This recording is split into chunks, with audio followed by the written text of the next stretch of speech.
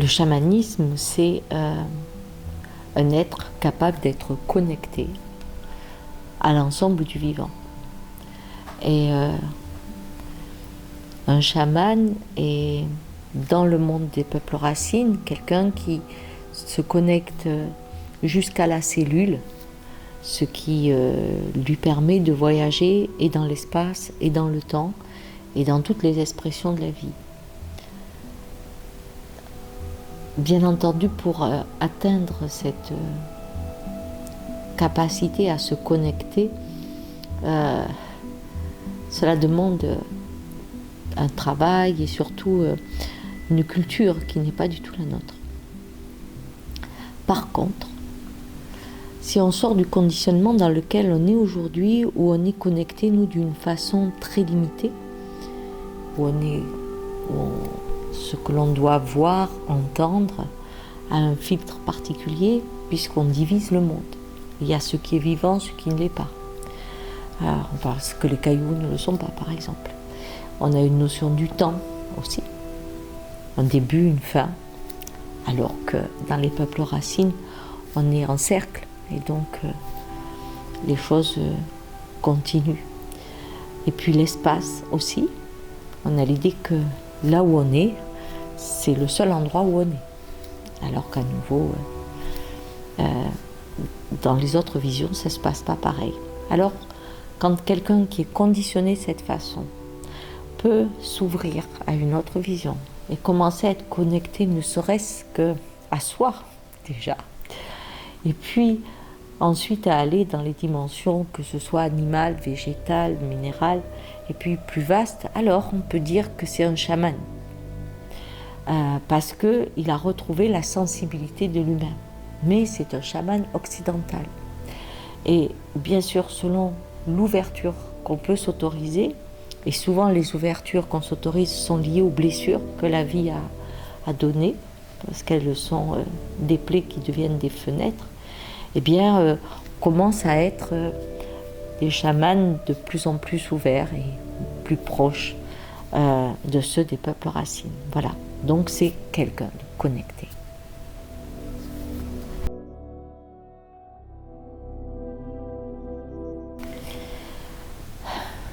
Parce qu'aujourd'hui, il ne suffit pas de vouloir changer le monde, ou tout au moins tirer la sonnette d'alarme, souhaiter retrouver une autre façon de vivre ensemble. Il ne suffit pas de le désirer pour pouvoir le faire. Je crois que pendant des années, j'avais sous-estimé combien le conditionnement dans lequel on est éduqué, eh bien, crée à l'intérieur de soi un processus dont il est très difficile d'échapper.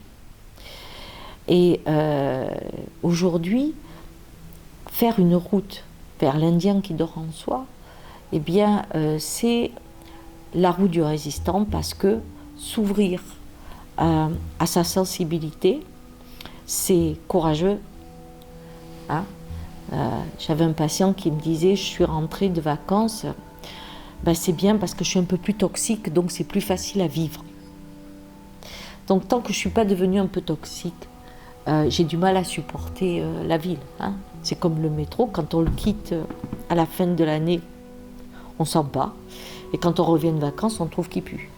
Eh bien, c'est la même chose. Se réouvrir, c'est réouvrir ses sens. Et si on veut protéger le vivant, ou tout au moins garder les graines de l'humain qui est en nous, eh bien, si on n'a pas réouvert nos sens, on n'aura même pas l'idée qu'on doit le protéger. On pensera que c'est comme ça. Voilà. Donc aujourd'hui, c'est vraiment se mettre en condition pour traverser cette période qui va être extrêmement violente, et on voit déjà aujourd'hui les premiers effets, la traverser avec l'intuition des gestes. On va perdre plein de repères, donc c'est l'intuition des nouveaux repères pour préserver l'humain qui est en soi. Quand il faut regarder l'inacceptable, souvent on dit « Ah non, c'est trop horrible, et on ferme ». Et au bout d'un moment, on regarde et on dit ça c'est pas moi, ou ça c'est pas nous, ou ça c'est pas chez nous, et etc. Et petit à petit, on voit plus. Et donc sortir du déni, c'est courageux, mais c'est le seul moyen pour agir. Et c'est ce qu'amène cette culture, et c'est beau parce que c'est une culture très ancienne qui peut sauver la culture très moderne, parce qu'en fait elles se rejoignent aussi avec la physique quantique, qui en fait exprime sur le plan scientifique ce que les peuples racines ont vécu dans leur chair et dans leur pratique de vie. Voilà, donc c'est important de devenir un résistant aujourd'hui.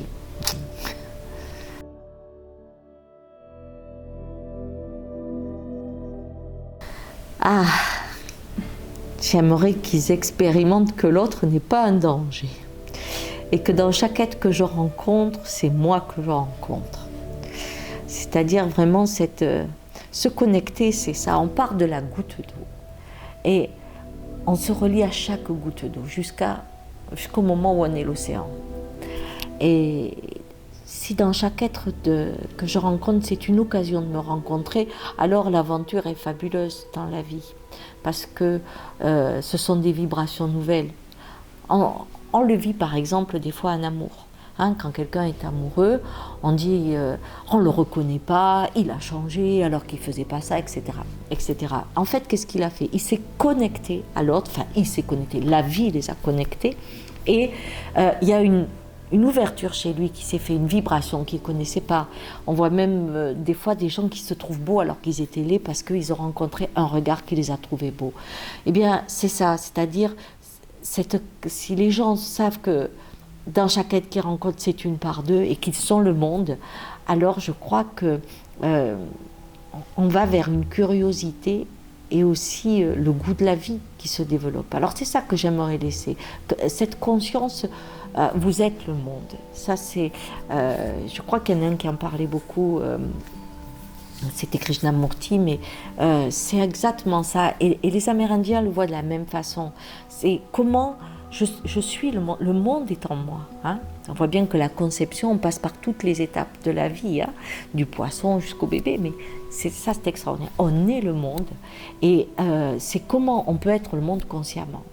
Alors c'est beaucoup plus facile de dire je suis le monde en pensant à Bouddha qu'à Hitler, bien entendu, mais pourtant on est les deux aussi. En nous, il y a toujours quelqu'un qui veut exterminer des parts de soi qu'on n'aime pas. Et si on comprend pourquoi, eh bien, tout d'un coup, on est plus libre et plus heureux. Voilà.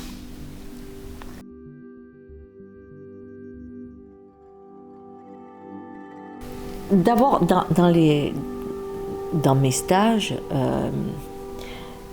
à la différence des groupes que je faisais il y a 20 ans en tant que thérapeute, où on est le cadre, voilà, on est les parents et les enfants, c'est les patients.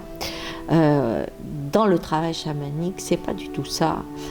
On est en cercle et je fais partie du cercle. C'est plutôt comme une escalade de montagne où, évidemment, on prend un guide qui la connaît, mais la montagne, elle change tout le temps, et même les guides, devant une avalanche, ils font pas grand-chose. Mais on est en cordée et on monte, chacun avec son savoir-faire et son savoir-être. Donc c'est déjà ça. La seconde chose, c'est que quand j'anime avec la vie. Ça paraît bizarre de dire ça, mais c'est cette capacité à se synchroniser avec la vie. Jung parlait beaucoup de synchronicité. Eh bien, moi, je pense aller au-delà, c'est-à-dire une synchronicité constante avec la vie. Ce dialogue qui fait que animer un groupe, c'est la laisser animer un groupe. Et j'essaie d'être le plus ouverte possible.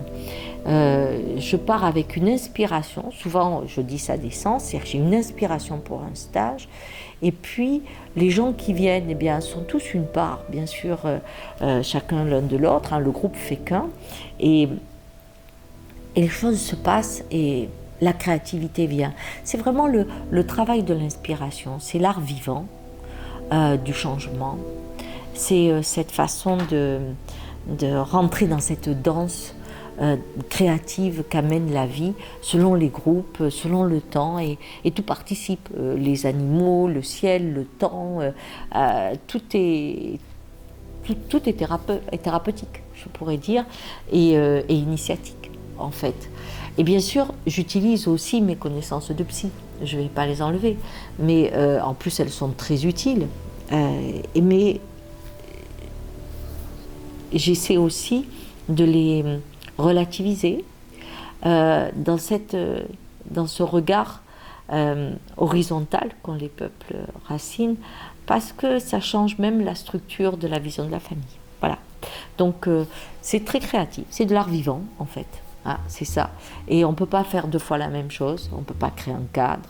Et en fait, je sais rarement ce qui va se passer, mais par contre, ce que je trouve de magique, c'est que quand ça se termine, je suis épatée de la cohérence du trajet et combien ça a été fait avec minutie.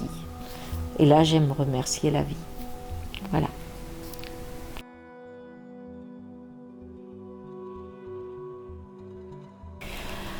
Alors, je recommande les stages à des personnes qui, à un moment, sentent que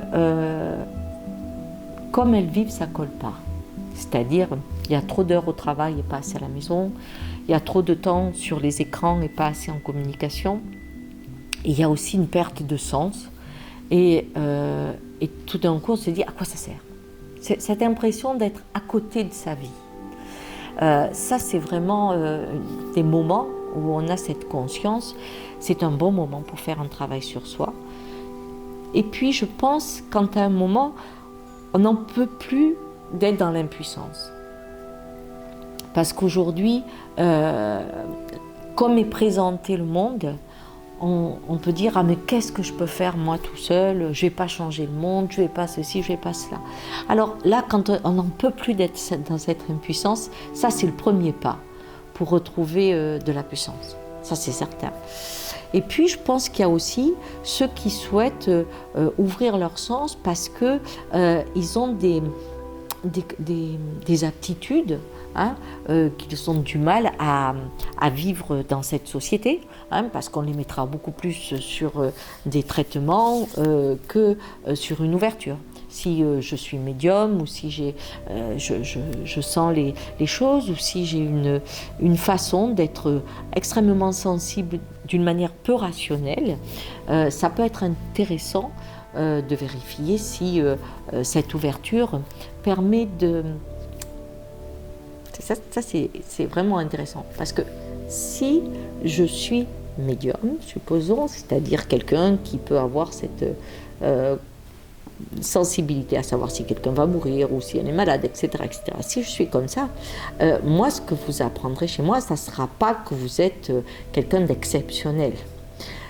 On découvre comment la vie est magique et on découvre comment cette médiumnité, tout le monde l'a. Puisqu'il n'y a pas de temps, il n'y a pas d'espace. Il y a une conscience du vivant. Et on sait quand le vivant est en train de changer de forme, d'axe, etc. Donc on se retrouve à la nature.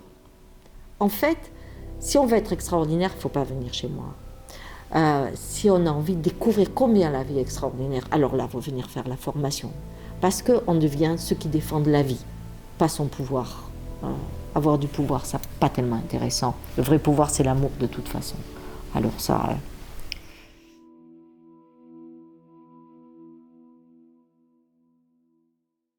de toute manière, on n'a peur que de ce qu'on désire. Donc ça, c'est très simple. Si j'ai peur d'aller là, c'est que j'ai vraiment envie d'aller là. Qu'est-ce qui fait que je n'y vais pas ? Aujourd'hui, c'est quand même devenu un petit peu exotique. Le mot rentre, on a moins l'impression qu'il y a deux plumes sur la tête et des gens qui se mettent à crier. Donc, et ça a changé, la vision du chamanisme. Bon, certains la pratiquent avec le folklore. Moi, c'est pas tout à fait mon système. J'aime qu'on la pratique avec des rituels qui descendent, qui sont des nouveaux rituels, mais il y en a bien sûr de base, mais qui existent dans le monde entier, pas simplement chez les peuples racines. Mais dès qu'on se connecte au monde, les rituels viennent dans l'inspiration. Donc, quand on a peur, aujourd'hui par exemple, se mettre en groupe, ça fait peur. Dès que vous dites que vous allez dans un groupe, on vous dit secte. C'est facile. Ensuite, dès que vous changez, on vous dit manipulation. C'est facile aussi. Donc quand on vous dit chamanisme, on voit un gros sorcier ou on voit quelque chose en fait, qui va venir dans votre tête, va vous faire vivre des trucs pas possibles, etc. etc. Donc, alors que ça n'a rien à voir. Le mot chaman, il a été inventé de toute manière, pas par les Indiens, mais par ceux qui les ont des anthropologues. Donc c'est un mot qui nous appartient, c'est pour ça qu'on le garde. Mais en fait, c'est quelqu'un qui est à la fois médecin, philosophe, qui arrange le coup. Enfin bref, c'est quelqu'un de connecté à l'âme des êtres, mais tout le monde peut réveiller son chaman en lui. Ce qui fait peur, c'est que si vous faites ça, vous allez moins consommer. Vous allez peut-être aimer être en groupe plutôt que devant la télé. Et tout ça, c'est pas bon pour la société qu'on a. Hein. Alors, c'est logique qu'on dise il ne faut pas y aller parce qu'après, je vais savoir aussi. Parce que ça réveille. Et franchement, le début du réveil n'est pas facile. Parce que là, voir, c'est être responsable. Donc, je dormais, bon, ça va. Hein, je ne savais pas ce qui se passait, tout va bien. Quand je fais une ouverture chamanique, donc quand je me connecte, je ne peux plus dire je ne sais pas. Une fois que je sais, je suis face à l'impuissance et face à la peur, une autre forme de peur. Et là, je me retrouve face à moi. Hein, et c'est dans cet espace-là, qui est un espace du guerrier, en fait, de l'Indien guerrier, mais guerrier dans le sens qui se bat pour la vie. Pas avec des armes de cette façon-là, mais dans l'amour de la vie. Aujourd'hui, un enfant élevé en ville, partout où il pose ses yeux, puisqu'il bientôt il ne verra plus le ciel, sauf les satellites, mais partout où il pose ses yeux, c'est à la gloire de l'homme. On a fait les immeubles, les trucs, et il ne sait pas qu'il y a plus grand que ça. Il ne sait pas d'où vient la vie. Donc c'est très limitant, parce que si c'est un monde que d'hommes, alors qu'est-ce qu'on a réduit l'univers? Et je crois que quand on rentre dans le chamanisme, eh bien c'est une grande respiration, où l'univers prend une dimension qui enfin retrouve sa place. Et où nous, en étant tout petits, l'univers devient immense. Hein? Donc c'est ça.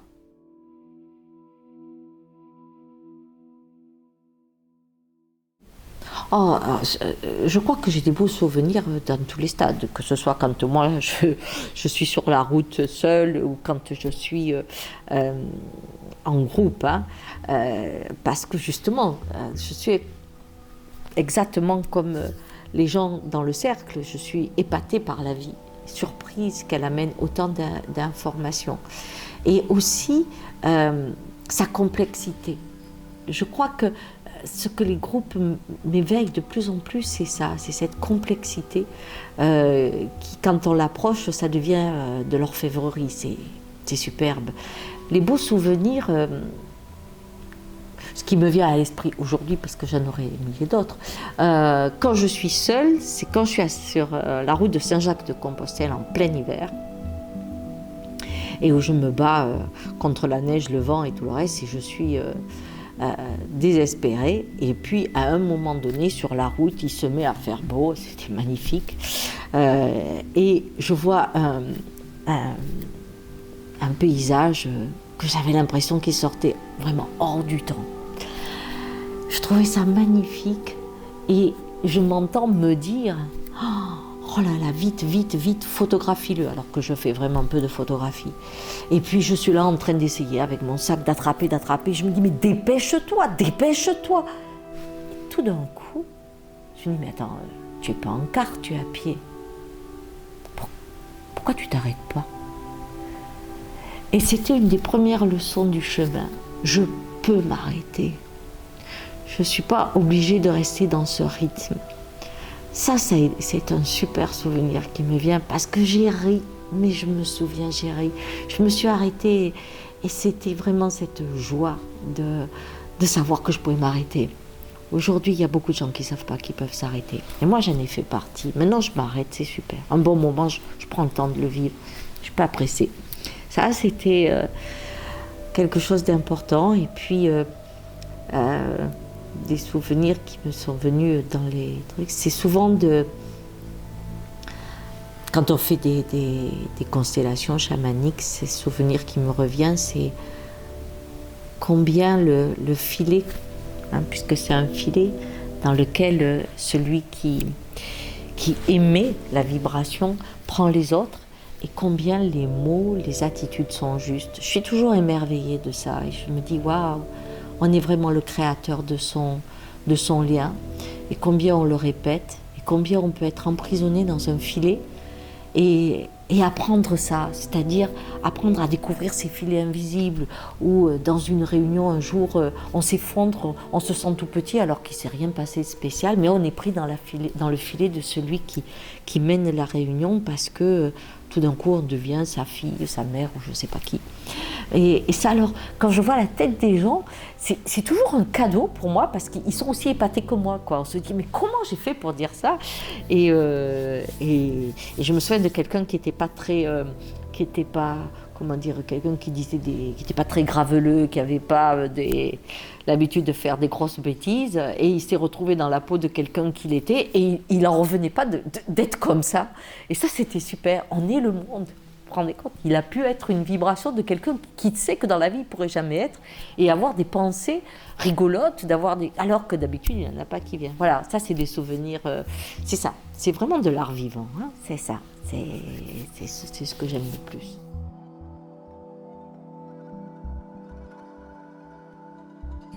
Pourtant, les chamans ont prévu, hein, on est au 6e monde, etc. Donc il y a une vision du futur, bien sûr. C'est ça qui est très difficile, c'est la vision du futur. Je sais qu'il y a 10 ans, quand j'étais en Amazonie, les images que j'ai vues et qui commencent à arriver maintenant, c'est toujours très difficile. J'ai été très malade parce que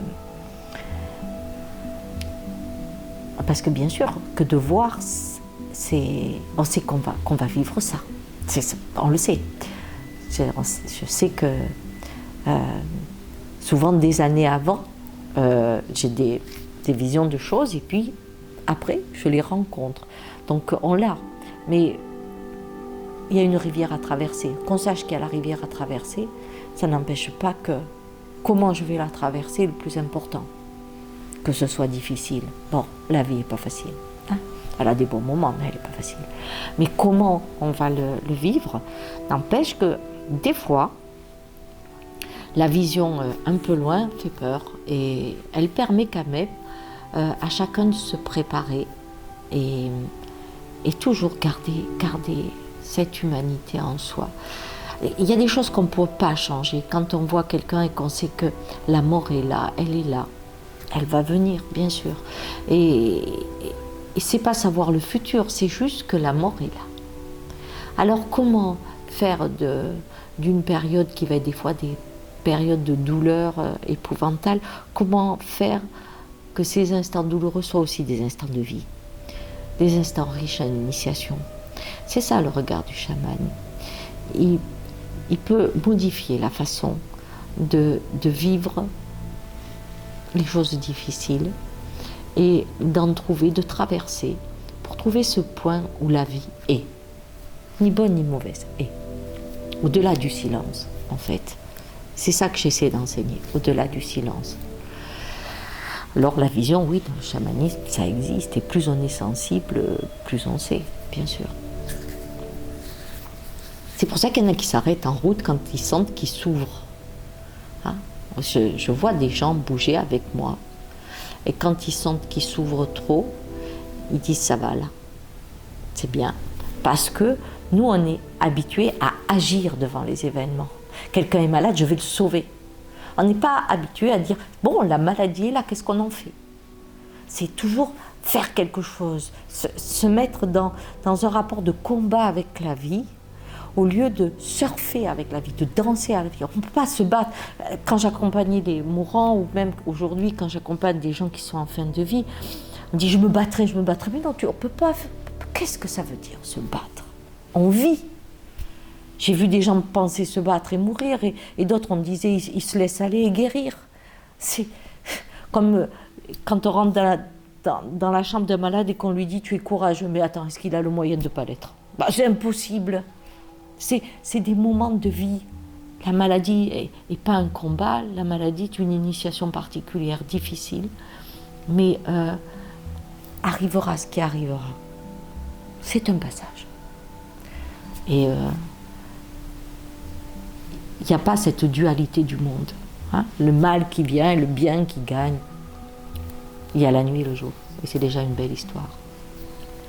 Voilà.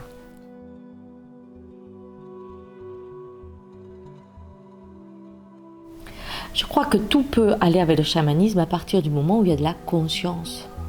On a divisé un homme comme on a divisé la nature, comme on divise les gens, comme on divise tout.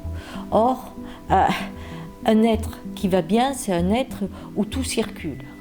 À partir du moment où on divise le regard d'un individu, on s'occupe de son estomac, on ne s'occupe pas de son foie, eh bien, il y a des choses intéressantes qu'on apprend sur l'estomac, mais du coup, le fait de ne pas avoir cette vision holistique, eh bien, crée d'autres problèmes. Je crois qu'on a une médecine qui ressemble à notre société, la société des cases. Et c'est dommage. Et en plus, ça ne veut pas dire que les peuples racines, ils avaient leur médecine, et Dieu sait, qui était enseignée par les plantes. Et c'est super, mais quand on a inventé la pénicilline, c'était quand même une belle idée, quoi. Je crois que quand on fait un scanner, c'est magnifique. Bien sûr qu'on peut dire, il y a un chaman, il vous regarde, ou un médecin, qu'importe, et qui va sentir les choses. Mais on a fait une belle route aussi. Simplement, notre route est découpée. Et je crois que quand j'ai quelqu'un qui est dans le milieu médical et qui fait cette formation, eh bien, il apprend à avoir les deux. Cette intuition de l'énergie, de où c'est qu'il y a une rupture énergétique qui se fait, et aussi sa connaissance de la matière. Et je crois que les deux vont bien ensemble. Et en plus, il faut y ajouter le cœur. Quand je vois les infirmières ou les gens qui viennent, à qui on dit il faut se couper émotionnellement, mais quelle bêtise. Mais quelle bêtise. Il n'y a pas besoin de se couper. Quand la vie est là, la vie est là. Il y a les morts, il y a des gens qui souffrent, mais je vois que les filles, à mesure qu'elles s'ouvrent, si elles peuvent pleurer avec quelqu'un, c'est pas grave, elles peuvent aller à l'autre, elles ont à ce moment-là partagé autre chose. C'est quand on serre les poings pour pouvoir ne rien sentir, là on se fait très très mal.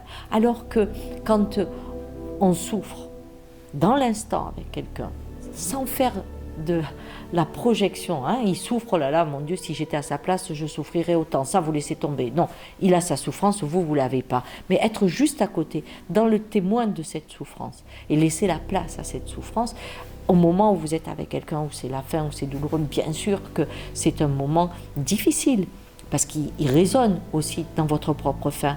Mais si vous le laissez là où il est, dans cette chambre, vous pouvez passer à l'autre chambre et avoir un moment heureux parce que ça se passe bien. C'est ça la grande différence, c'est que aujourd'hui, on ne sait pas vivre l'instant et surtout laisser les choses là où elles sont. On les porte constamment avec nous. Donc une infirmière, si elle doit porter tout le reste, peu cher, elle n'y arrive pas. Alors que si elle reste dans cette chambre, c'est comme ça, dans l'autre, c'est comme ça, elle ne se trahit pas, elle ne se ferme pas, et surtout quand elle rentre chez elle, elle le laisse chacun dans sa chambre. Alors que quand on fait tout pour se fermer, eh bien dans les cauchemars, ça revient. Ou alors sous forme d'eczéma, de machin, enfin bref, tout ce qu'elles amènent. On est tous connectés, donc c'est une part de nous qui a ça à vivre. Ben, si j'accompagne quelqu'un qui est en train de mourir, et que je suis en train de voir ma propre mort, je ne l'accompagne absolument pas. Si je suis connectée à lui, c'est une part de moi qui a fini son cycle. Je la laisse mourir, sachant que moi, je suis la part qui continue à vivre. Dans un arbre, à un moment, la saison qui se termine, bon, elle se termine, ça ne veut pas dire que l'arbre est mort. Et c'est là tout le schéma de la connexion, c'est que quand on est consciemment connecté, on sait ce qui vit, ce qui meurt, ce qui souffre, mais paradoxalement, chaque être existe et ne font qu'un. Mais Il y a des parts de nous qui sont enfin et qui vont se transformer. Et c'est comme ça qu'ensuite, quand elles se transforment, comme on est toujours connecté, eh bien, on peut parler aux esprits. Si on en a envie, si on n'a pas envie, on ne parle pas. Hein, bon. Ou ils viennent vous parler, mais à nouveau, si vous êtes connecté. Si je suis connecté, je ne peux pas avoir peur d'une transformation de l'être que j'ai aimé. Si je ne suis pas connecté, alors là, c'est très différent, parce que je crois que même celui, il me ferait trop peur. C'est aussi une autre vision de l'espace et du temps. Tout est en mouvement en permanence. C'est être conscient du mouvement, être conscient qu'on est à la fois cet océan et cette goutte d'eau. C'est ça.